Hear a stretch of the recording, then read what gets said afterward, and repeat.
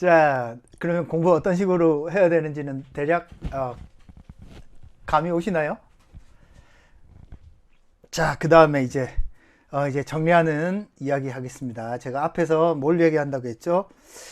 어, 크게 세 덩어리로 제가 이야기한다고 그랬잖아요. 논술 공부 뭘 하는 공부냐?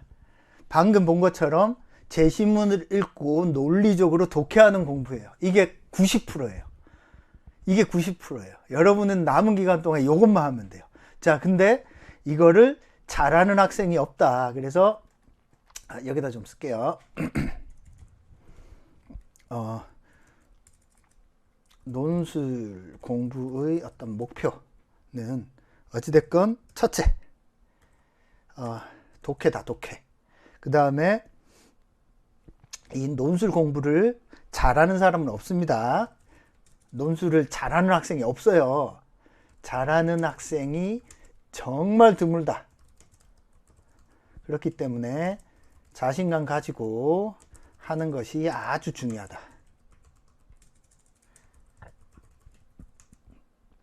그렇게 보시면 되고, 아까 맞다. 나 질문에 먼저 답을 해야죠. 요거 설명 다 마무리하고 질문에 총체적으로 답하도록 하겠습니다.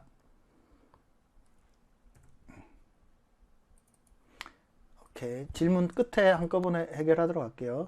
이렇게 하고, 그 다음, 그러면은 이 공부를 어떤 식으로 어떻게 해야 되는가? 선생님만 믿고 따라가면 되나요? 여러분만 열심히 하면 절대, 솔직히 열심히 안 해서 문제지 뭐. 열심히 하면 제가 공부를 적당히 적게 시키는 편은 아니에요. 공부 양이 많아서 못하는 친구들도 있어요. 그래서 여러분만 원한다면 제가 여러분이 지금 저는 화면만 볼 뿐이지만 제가 촬영하는 여기 제외하고 다 책이에요. 제가 이 사무실에서 주로 책 읽고 글 쓰고 하는 사무실에 조금 지루해지면 어떻게 하냐? 짐 싸들고 스타벅스 갑니다. 거기서 열심히 또 책 읽고 글 쓰고 해요. 제 일상이 거의 그렇게 진행됩니다. 자, 그건 그렇고, 그 다음에 그래서 그러면 공부는 어떻게 해야 되냐? 연관 공부. 일단 제가 말씀드린 커리큘럼으로 그냥 따라오면 크게 무리가 없습니다. 자, 여러분의 입장에서 보면 여름까지는, 즉 6월, 7월 요 사이까지는요, 독해에 집중하셔야 됩니다. 독해가 안 되면 아무것도 안 돼요. 이때 뭔가 글을 내가 잘 써가지고 좋은 평가 받았다고 해서 좋아하지 마세요. 이때는 여러분 솔직히 이렇게 어려운 제시문에 대한 독해 능력이 떨어지잖아요. 없잖아요. 이때는 그냥 다 독해 공부예요. 글쓰기 공부보다 독해 공부에 가깝다라고 하면 돼요. 독해 공부, 어려운 제시문, 실제로 2016년인가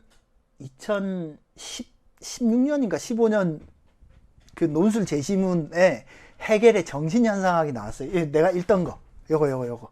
물론 나야 그 제시문을 알지만 거기 주인과 노예의 변증법에 관한 내용이 나왔는데 그 내용을 이제 나중에 이제 니체가 까면서 니체는 주인과 노예의 변증법을 다른 방식으로 설명을 하거든요.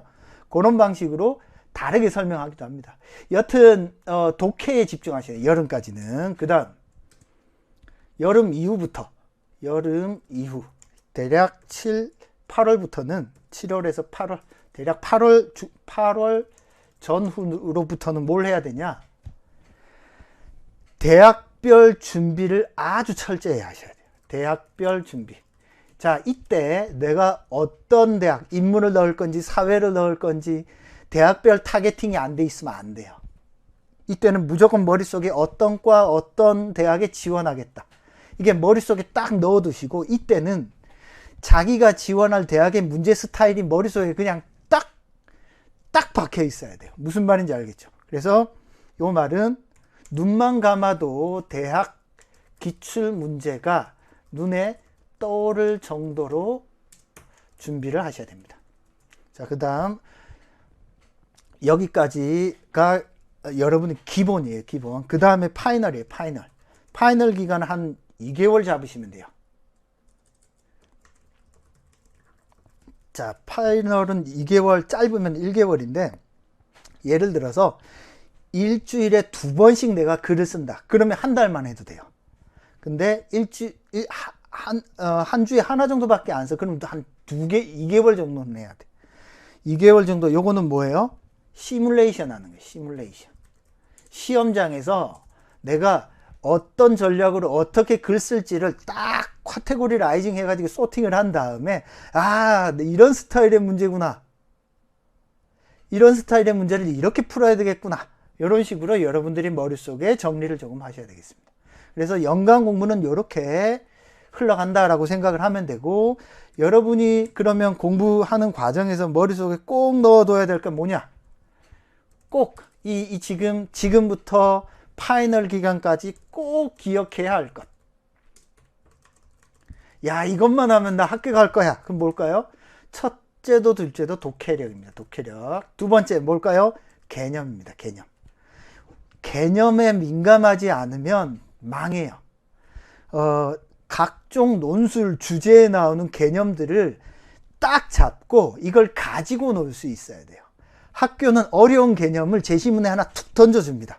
그러면 학생들은 어떻게 해요? 학교는 뭘 봐? 학생들이 이 낯선 개념을 가지고 놀 수 있는지 없는지 보는 거야. 낯선 개념을. 낯선 개념을 가지고 놀 수 있는지 없는지를 보면서 이 학생 똑똑한 친구구나 아니구나를 판단을 해요. 그래서 꼭 기억해야 될 건 독해입니다. 그 다음 개념이에요. 개념. 알겠죠? 요 두 가지가 제일 중요합니다. 글쓰기, 요거는 이 두 가지 되면 그냥 돼요. 그냥 됩니다. 글쓰기는요, 기술적인 부분이에요. 마판 한두 달 동안 미친 듯이 정리만 해도 돼요. 근데 앞부분에서 글 잘 써진다고 해서 좋아. 그게 좋은 결과에 도달하지 않습니다. 그래서 앞부분에는 글이 잘 독해가 안 되고 글이 깔끔하지 않더라도 최대한 논리적으로 진짜 온 힘을 다해서 내 능력대로 글을 쓰는 연습을 하셔야 돼요. 틀리더라도 내가 이해한 논리대로 글을 쓰는 연습을 하셔야 된다. 알겠죠? 무슨 말인지. 요 과정이 여러분들이 하셔야 될 공부의 방향이다. 무슨 말인지 알겠죠? 자, 오케이. 그러면 오늘 수업 내용은 이렇게 조금 정리를 하고 질문 받고 나서 요 얘기 잠깐 합시다. 질문이 뭐였죠? 질문 한번 체크하겠습니다. 오케이. 농협대. 제가 아까 성균관대 논술 문제 보여드렸죠.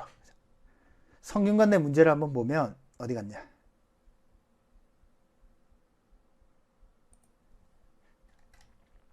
성균관대 문제 3번이 농협대랑 비슷해요. 저는 농업을 사랑합니다. 여러분 강의 제가 하다가 옆에 닭 우는 소리가 가끔 들릴 거야. 제 사무실이 닭장 옆에 있어요. 제가 충격적인 얘기 하나 말씀드릴게요. 충격적인 얘기가 뭐냐면, 엊그제 바람이 불었잖아요. 그 금요일인가? 지난주 금요일인가? 잠깐만요.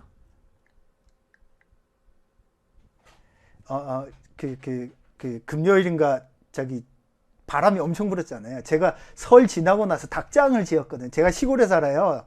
지금도 닭을 키우고, 오늘도 농사일 했어. 하여튼 닭을 키우는데 닭장을 지었어요. 바람이 엄청 불었잖아. 닭장 지붕이 날아가가지고 밭에 떨어져 있는 거야. 와.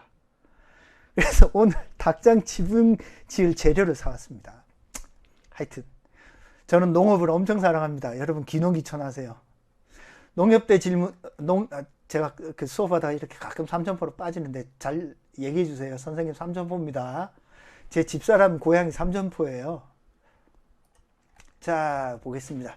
요런 스타일 문제가 농협대예요. 농협대 저는 강추합니다. 제 친구가 경희대 합격을 했는데 경희대를 합격을 했는데 아버지가 야, 경희대 그거 뭐하러 가냐. 쌤 나이 때 제가 40 중반이거든요. 농협대 가라 해서 경희대 말고 농협대가 붙어가요. 그때는 농협대 점수가 많이 낮았어. 농협대를 갔어요. 지금 그 친구 뭐하냐? 지점장 하고 있어요. 와, 지점장실이 한 20평이에요. 20평. 자기 혼자 완전 지역 유지예요. 농협대 괜찮습니다. 아니, 농협대. 자, 이런 스타일의 문제입니다. 작년도 농협대 논술 문제가 뭐였냐면 4차 산업혁명이 우리나라 농업에 어떤 영향을 미칠 것인지 어떤 구체적인 어떤 내용을 토대로 서술하시오. 뭐 이렇게 되어 있어요. 제시문이 나와 있습니다. 자, 농협대 논술 같은 경우에는 제시문이 주어져 있는데 제시문의 정보가 많지가 않아요. 예를 들어서 농업중앙회 5급 논술 문제라든지 아니면은 직무적성에서 묻는 논술 문제라든지, 예를 들어서 여러분들 나중에 안기부가 스카이라인들이 많거든요. 안기부도 괜찮아. 국정원 논술 문제가 농협대 논술 문제랑 스타일이 비슷해. 짧은 제시문을 주고 이렇게 통글로 길게 쓰는 문제입니다. 그래서 농협대 같은 경우에는 뭐가 중요하냐? 농업 관련 지식이 훨씬 중요합니다. 제시문 독해보다 평상시에 농업과 관련해서 다양한 쟁점들을 읽는 게 중요해요. 그래서 농업 관련 책, 뭐 한국 농업의 길을 묻는다라든지 뭐 이런 책들을 읽는 걸 추천드립니다. 농협대는 오프라인 수업 신청하시면 제가 자세히 설명 또 드리도록 하겠습니다. 카톡으로 또 질문하세요. 자, 질문 들어온 거 또 뭐 있냐?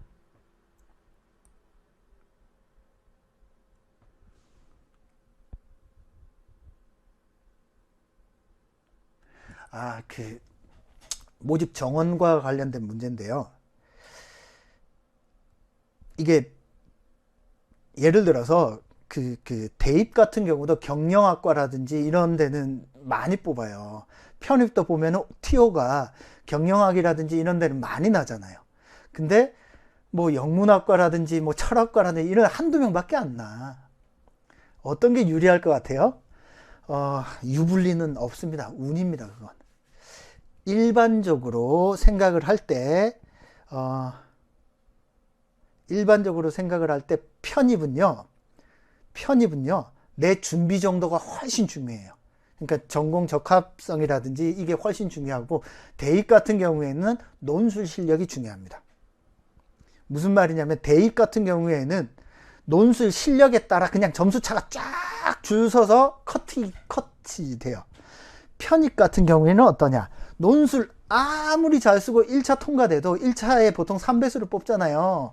통과돼도 전공에 대한 소양이 부족해. 내가 경영학과를 가려고 하는데 경영학과 관련된 소양이 하나도 없어. 활동도 없어. 그러니까 쉽게 말하면 연고대 편입은 뭘 본다라고 생각을 하면 되냐면, 논술 플러스 학종으로 본다라고 생각을 하면 돼요. 논술 플러스 학종이야. 근데 내가 학종과 관련된 스펙이 없단 말이야. 그럼 면접에서 다 떨어져요. 그러니까 연대 고대는 논술 플러스 학종이 결합되어 있는 거라고 생각을 하시면 돼요. 즉 2000년대 초반의 논술 고사랑 성향이 비슷해요. 근데 대입 같은 경우에는 논술 실력이 좌우합니다. 그래서 만약에 내가 논술 실력이 좋다, 이런 친구들은 정원 많은 데 넣는 게 유리해요. 왜냐하면 실력에 따라서 그냥 아웃풋이 나옵니다. 근데 내가 논술 실력이 랜덤이야. 폭이 커요. 왔다 갔다. 이런 친구들은 조금 운을 기대해야 돼. 그런 친구들은 적은 데를 넣거나 많은 데를 넣거나 큰 차이가 없어요. 운에 따라 다른 거예요. 무슨 말인지 알겠죠? 그래서 편입을 준비하는 친구들은 전공 적합성을, 특히 연대 고대 편입을 준비하는 친구들은 전공 적합성을 1순위로 두셔야 돼요. 알겠죠? 논술은 나랑 공부하면 올라와. 근데 전공 적합성이 떨어지면 최종 합격이 안 돼요. 논술은 통과되더라도. 오케이. 자, 그 다음 또 나온 질문이, 독해력 수업 중 요약 연습에 대한 답변을 잠깐 보여주셨다. 제시문에 없는 표현을 사용하셨는데 그런 부분을 어떻게 보았냐? 제시문에 없는 표현을 해요. 대학은 그걸 무엇이라고 표현하냐? 무엇이라고 이야기를 하냐면요. 표현의 자기화라고 표현해요. 자신만의 언어로 표현하는 능력을 갖추어야 한다. 그래서 여러분들이 어떻게 하셔야 된다? 제가 말한 필자는 어떤 문제를 어떻게 인식해서, 자, 우리 평상시에 인식했다, 실천, 주장한다, 판단한다, 이런 말 써야 안 써요? 안 쓰죠. 여러분 글 안에 제가 방금 말씀드린 단어들을 써보세요. 그러면은 왠지 있어 보여요. 진짜로. 그래서 조금 있어 보이는 언어들을 여러분들이 리스트업을 해서 의식적으로 활용하는 연습을 하는 건 나쁘지 않습니다. 악필이어서 걱정인데 괜찮을까? 지금부터 고치면 되지. 그래서 제가 얘기하잖아요. 여러분 논술 공부할 때 타이핑으로 치는 학생들이 있어요. 저는 비추입니다. 비추. 왜냐하면 타이핑을 할 때의 어떤 생각, 사고의 흐름, 리듬과 펜으로 쓸 때의 리듬이 완전히 달라요. 그래서 글이 조금 악필이라고 할지라도 진짜 가독성이 떨어지면 안 됩니다. 저도 악필이에요. 가독성이 떨어지면 안 되는데 읽을 수만 있으면 다 괜찮습니다. 무슨 말인지 알겠죠? 농협대 관련해서 궁금하신 분은 저한테 개별적으로 카톡을 한번 주세요. 오케이. 그러면 질문 대략 나온 질문들 제가 다 답변 드렸나요? 오케이. 이렇게 답변 드리고 자, 앞에 나왔던 것도 이야기합시다. 자, 그래서 독해 연습 요거 주로 오늘 설명을 드렸습니다. 그 다음에 논술로 합격하려고 하는 친구들은 적어도 일주일에 쓰기 연습 한 번은 반드시 하셔야 됩니다. 평상시에 논리적으로 생각하는 연습 반드시 하셔야 되고요. 자, 수업 방법 아까 질문 드렸고, 자, 논술 요거 제가 얘기했죠. 꿰뚫는 단 하나의 원리는 독해력입니다. 독해력. 독해를 어떻게 하고 어떻게 한 것을 이렇게 어떻게 구조화하는지는 제가 다음에 좀 더 자세히 설명드릴 기회가 있을 테니까 그때 조금 더 설명을 드릴게요. 논술이 처음인데 어떻게 해야 되나요? 논술 처음인 학생들은요, 무조건 요약 연습부터 하면 돼요. 자, 논술 처음이다. 혼자 못하겠다. 그러면 온라인이든 오프라인이든 제 수업을 들으시면 됩니다. 자, 그 다음 효율적인 공부 어떻게 해야 되는가? 효율적인 공부는 반드시 일주일에 쓰기 시간을 픽스해 두세요. 논술 공부할 때 학생들이 제일 실력이 안 느는 케이스가 어떤 경우냐면 공부가 랜덤이야. 필 받을 때는 미친 듯이 했다가 좀 잘 안 된다 싶으면 안 돼요. 항상 일정, 예를 들어 월요일 저녁에는 무조건 논술 공부. 이런 식으로 고정을 해 두세요.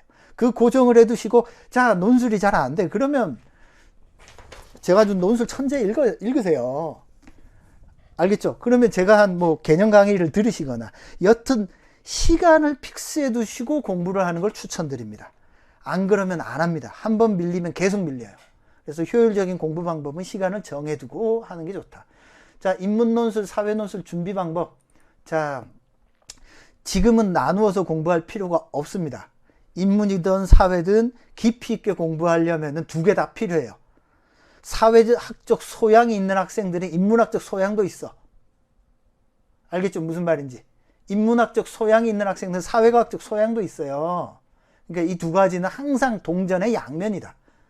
우리가 돈만으로 살 수는 없잖아. 그죠? 사랑도 필요하고 우정도 필요하고 그게 인문학이잖아요. 이 두 개는 동전의 양면이라니까요. 그러니까 두 개가 항상 따라다닌다라고 생각을 하시면 되겠습니다. 인문논술과 사회논술과 관련해서는 제가 블로그에 포스팅한 거 있어요. 제 블로그에 들어가서 인문사회 한번 검색을 해보시면은 인문논술과 사회논술이 어떻게 다른지에 대해서 포스팅한 거 있으니까 그거 읽어보셔도 괜찮습니다.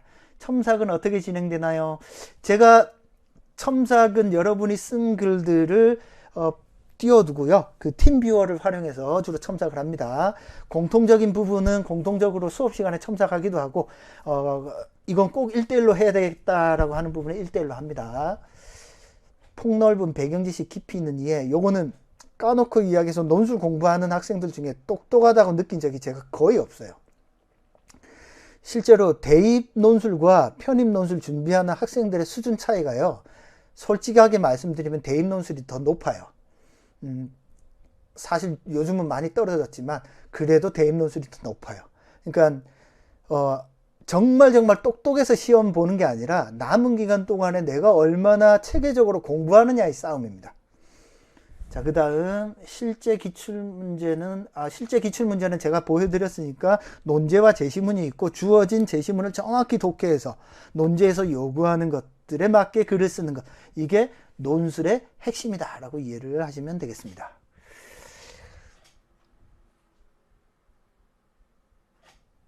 오케이. 그러면 대략 지금 질문은 된 것 같네요. 혹시 제가 빠뜨린 게 있나요? 오케이. 아, 준희 학생이 단톡방에 질문 올렸네.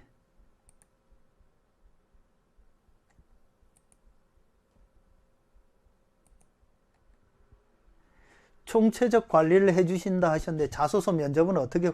자소서 면접은 방향을 잡는 거예요. 그러니까 이거는 매번 할 필요는 없어요. 제가 첨삭 때 물어봅니다. 어떤 과 지원할 거니? 책은 뭘 읽었니? 솔직한 얘기로 제가 질문해도 이 학생이 합격할 수준인지 아닌지 바로 알아요. 그러니까 한두 번만 질문해 보면 압니다. 그러니까 첨삭할 때 개별적으로 자소서를 언제부터 준비하라는 가이드를 줍니다. 예를 들어서 작년 같은 경우도 야 너는 지금부터 이제 면접 준비해야 된다 이런 것들을 때가 되면 제가 알려줘요. 그래서 그렇게 관리를 한다라고 생각을 하시면 되겠습니다.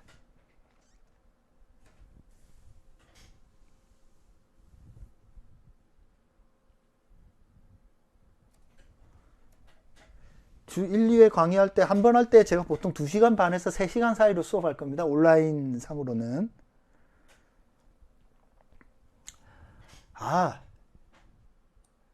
여러분 제가 이 카톡방에 있는 걸 화면에 띄워놓으면 되겠구나. 여기에.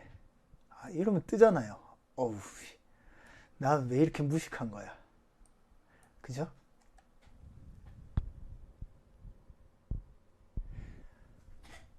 밑에 적은 것, 이건 뭔 질문이에요? PDF 파일은 요 적은 건 제가 PDF로 뽑아서 단톡방에 올려드릴게요. 오케이. 여튼 오늘 설명은 제가 대략 이렇게 하고요. 논술 공부는 솔직하게 말씀드릴게요. 어렵습니다. 까다롭고 짜증 많이 나요. 하지만 논술 공부하는 과정에서 여러분들이 내가 이렇게 똑똑해질 수 있구나. 내가 이렇게 깊이 있게 생각하지 못했구나. 조금만 더 하면 어떻게 하면 되겠구나 라는 감을 조금 잡을 수 있을 겁니다. 제가 10년을 넘게 강의하면서 학생들에게 항상 강조한 게 있어요. 논술은 결국에는 독해력, 논리력 싸움이다. 끝까지 논리적 사고, 개념적 사고, 요게 끝까지 널 잡을 거다. 끝까지 이거 하나만 물고 늘어지면 된다. 그래서 그걸 끝까지 물고 늘어지는 친구들이 결과가 전반적으로 좋습니다. 그리고 여러분들이 논술을 공부하는 과정에서 결과가 어찌되었든 상관없이 논술 공부하는 것 자체가 내 생각과 사고의 폭을 이렇게 확장시킬 수 있구나. 이런 것들을 조금 배울 겁니다. 그래서 영어 독해라든지 이런 데도 논술 공부하다 보면 상당히 많이 늘어요. 오케이. 오늘 강의는 여기까지 하고요. 늦은 시간 동안 공부하느라고 고생했습니다. 수업은 이렇게 진행됩니다. 수업 과정에서 궁금한 부분이나 잘 안 풀리는 부분이나 이런 부분들은 저한테 단톡방에 질문 남기시고, 추가적으로 저한테 원하는 부분이 있거나 하는 부분들은 말씀 주시면 제가 수정해서 다음 수업에 반영하도록 하겠습니다. 자, 2021 합격을 위한 논술 인강 오리엔테이션 강의 여기서 마치도록 하겠습니다. 감사합니다.